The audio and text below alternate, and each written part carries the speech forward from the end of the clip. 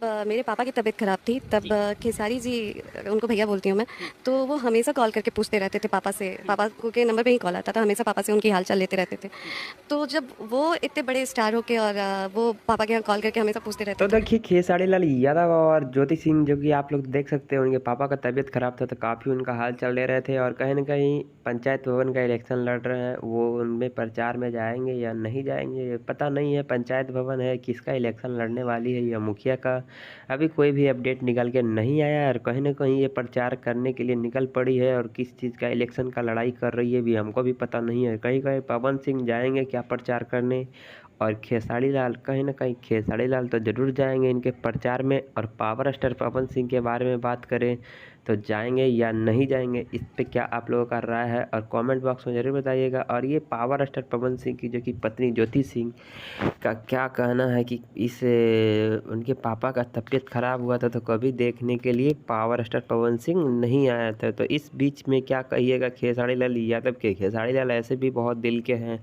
और सभी को मदद करते हैं और खेसारी लाल को ज्योति सिंह भैया बोलती है। कहीं न कहीं बहुत ही बड़ी बात है कि देवर भाभी का रिश्ता है। जी हाँ दोस्तों, ये वीडियो की जानकारी आप लोगों को कैसा लगा कमेंट करके ज़रूर बताइएगा। मिलते हैं एक और वीडियो में, जब तक के लिए धन्यवाद।